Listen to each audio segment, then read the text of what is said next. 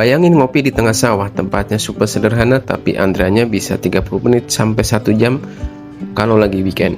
Parkiran penuh, viral di TikTok, dan orang-orang rela datang jauh-jauh cuma secangkir kopi. Hari ini kita bakal ngerasain langsung emang seenak apa dan se-worth it apa ngopi di sini. Jangan kemana-mana karena di video ini kita bakal bahas jujur dari suasana, antrian, sampai rasa kopinya.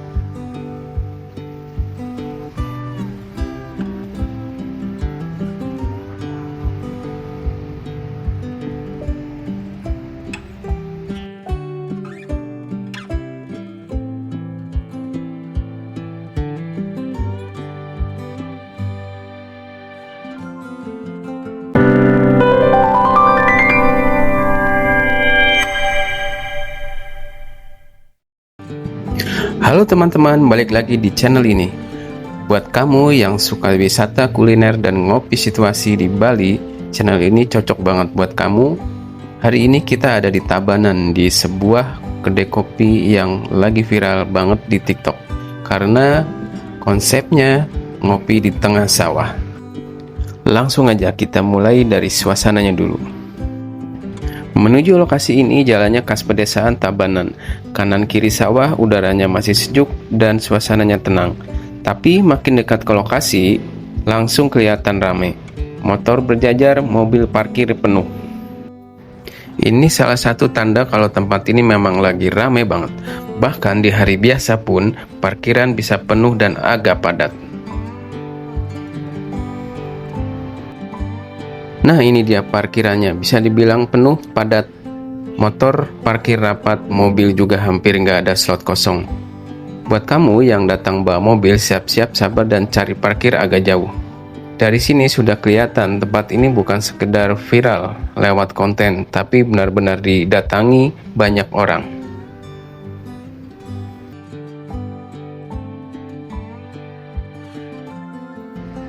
Pagi ini kita akan ngopi atau akan nyobain kopi di Nyeduh Kopi yang lagi rame banget dibicarakan. Lokasinya bukan di pinggir jalan besar, bukan juga di tengah kota, tapi justru tersembunyi di area persawahan. Dari langkah pertama saja suasananya sudah berbeda. Jalan yang kita lewatin jalannya beton, bersih, rapi, dan nyaman buat jalan kaki. Di sisi kiri ada aliran air yang jernih, airnya terus mengalir. Suaranya pelan tapi bikin suasana adem. Air ini bukan sekedar saluran irigasi tapi jadi bagian dari pengalaman menuju kedai kopi. Kalau diperhatikan airnya bening banget. Kadang kelihatan daun kecil terbawa arus. Jalan seperti ini jarang kita temuin di kedai kopi di kota. Di sepanjang jalan ini kita juga mulai berpapasan dengan orang-orang yang sudah selesai dari nyeduh kopi. Ada yang jalan santai, ada yang bawa gelas, ada juga yang sibuk lihat hasil foto di HP. Ramenya bukan rame berbisik, tapi rame versi tenang. Semua orang kelihatan puas, mungkin karena kopinya, mungkin juga karena suasananya. Sekarang kita masuk ke bagian yang paling bikin betah. Kanan kiri jalan ini adalah persawahan padi yang sudah mulai menguning dan siap dipanen. Warnanya cantik banget, kombinasi hijau dan emas. Kalau dilihat dari bentuk dan warnanya, sepertinya ini jenis padi beras ketan. Bulirnya padat, batangnya agak rebah karena berat. Ini pemandangan yang jarang bisa kita nikmati sambil jalan ke kedai kopi. Angin pelan bikin padi bergoyang bareng-bareng, seperti ombak kecil di sawah. Suaranya halus bercampur dengan suara air dan langkah kaki. Di titik ini, bahkan sebelum sampai ke kedai kopi, rasanya sudah dapat kopinya. Tenang, pelan, dan jauh dari hiruk pikuk. Dan dari kejauhan mulai kelihatan sesuatu yang gak bisa dihindari. Antrian. Dari tengah jalan ini, barisan orang sudah mulai mengular menuju kedai. Ini jadi bukti kalau tempat ini memang lagi viral, bukan cuma lewat layar, tapi nyata di lapangan. Mulai dari titik ini kita resmi masuk antrian, jaraknya lumayan panjang, orang-orang berdiri rapi, sebagian ngobrol pelan, sebagian lagi cuma menikmati suasana sawah. Antriannya bukan tipe yang bikin stres karena pemandangannya justru bikin lupa waktu. Kalau saya iseng bertanya kepada orang yang sudah selesai dari nyeduh kopi atau yang sedang ngantri di depan saya, Kalau ditanya berapa lama rata-rata mengantri, mereka jawabnya rata-rata sekitar 30 menit, tapi di jam ramai bisa 1 jam atau bahkan lebih. Tapi anehnya jarang kelihatan mengeluh, mungkin karena pengalaman menuju kedai ini memang bagian dari ceritanya. Ini saya dan bersama teman saya ini sudah mengantri kurang lebih hampir 1 jam lebih, tapi antriannya masih panjang karena ternyata di depan sana itu antriannya juga mengular sampai ke depan kasirnya.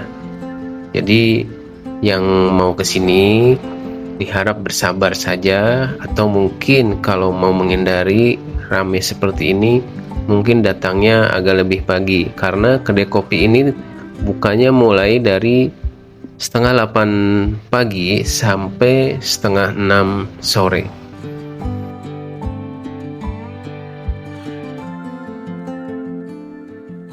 Nah ini teman-teman, ini saya baru sampai di samping meja order atau di depan kasir. Lihat sendiri keadaannya di depan kasir, antri, padat, semuanya sibuk. Dari sini kita terbayang kenapa kita bisa ngantri sampai berjam-jam. Kalau lagi rame, waktu tunggunya memang bisa 30 menit bahkan sampai 1 jam. Hal ini bukan karena pelayanannya lambat, tapi karena semuanya dibuat secara manual. Nah ini dia teman-teman, jajanan pasar yang ada di Nyeduh Kopi. Ada onde-onde, ada laklak penebel, ada laklak nangka, pisang rebus, sumping, jaje uli, bendu, dadar gulung, kue lapis, klepon, kue sus, pisang goreng, gadoh nangka, laklak gula aren, bubur sumsum, bubur injin, jaje lupis, jaje Bali campur. Semuanya inilah tersedia di Nyeduh Kopi. Mungkin kalau saya hitung mungkin ada 20 varian lebih di sini. Nah ini saya berdua bersama teman saya. Saya beli risol, kemudian ada lemper, kemudian ada klepon, kemudian ada kopi. Satu orangnya dihitung cukup murah, yaitu sekitar 50.000. Itu sudah termasuk dengan makanan khas pedesaan atau makanan beratnya yang sangat favorit di sini. Nah, untuk makanan beratnya itu nanti akan diantarkan oleh waiternya, karena makanan beratnya dibikin terlebih dahulu, nanti baru selesai baru diantarkan ke kita. Untuk rasa kopinya seimbang, tidak terlalu berat, tidak terlalu ringan. Untuk rasa jajanannya seperti risol juga ini dijamin sangat enak. Akhirnya makanan utama atau makanan khas pedesaan yang ada di Nyeduh Kopi ini sudah datang teman-teman. Ini namanya adalah entil. Entil adalah makanan khas tradisional dari Tabanan, Bali, khususnya Kecamatan Pupuan. Mirip dengan lontong tetapi dibungkus dengan daun telengidi atau kalingidi yang memberikan warna hijau dan rasa khas, disajikan dengan kaldu ayam atau kuah santan. Kemudian ada urap, kemudian ada telur, ada kacang, kemudian ada cabai rawit, kemudian ada kriukan, kemudian ada serundeng, dan ini kuah santannya. Ini sangat segar sekali, gurih dan nikmat. Jadi buat teman-teman yang mau datang ke Nyeduh Kopi, ini adalah makanan yang rekomendasi. Ini adalah rasanya sangat enak. Untuk cara memakannya atau cara menikmatinya entil ini adalah terserah selera kalian masing-masing teman-teman. Tapi biasanya ada juga yang dipotong-potong terlebih dahulu entilnya, kemudian kuahnya dibanjur ke urapnya, ke sambalnya, ke telurnya, ke serundengnya, kemudian baru mulai dimakan. Tenang saja, ini semuanya rasanya enak. Kalau bisa ngasih rate dari 10, saya kasih nilai 8,5. Rasanya nikmat dan gurih dan sempurna.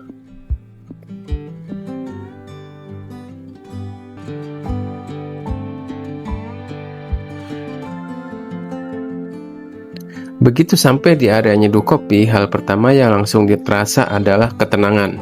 Tempat ini berada di tempat hamparan sawah yang luas, hijau, dan tertata rapi. Udara di sini terasa lebih sejuk, jauh dari kebisingan kota. Suara alam benar-benar dominan, mulai dari angin yang pelan menyapu padi, suara burung, sampai gemercik air di aliran kecil di sekitar area kedai. Bangunan nyeduh kopi sendiri terbuat sederhana, lebih menonjolkan konsep alam dan terbuka. Banyak area duduk menghadap langsung ke sawah, jadi sambil ngopi mata kita dimanjakan dengan pemandangan padi yang hijau, bahkan musim tertentu sudah menguning dan siap panen.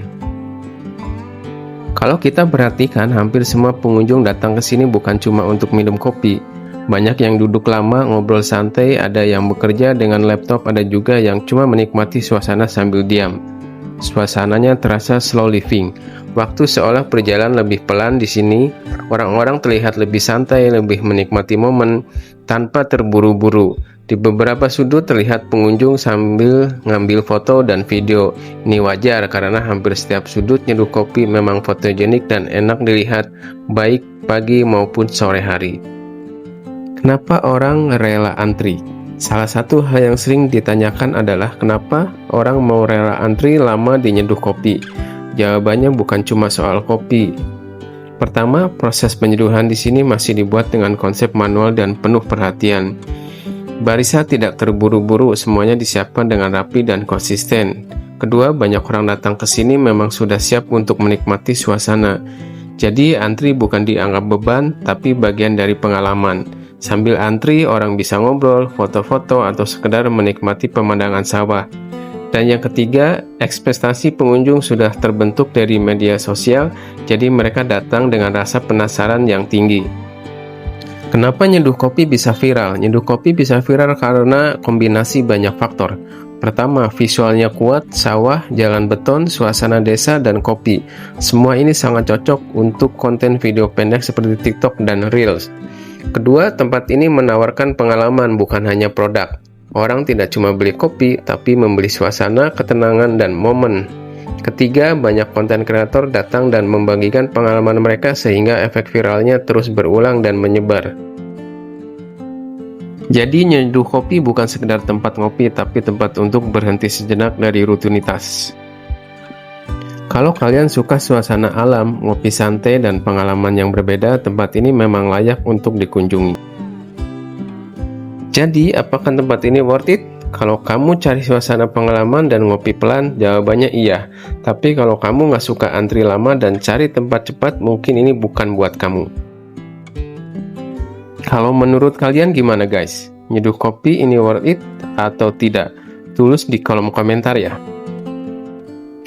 Kalau kalian suka video seperti ini, jangan lupa like, komen, dan subscribe. Sampai ketemu di video selanjutnya.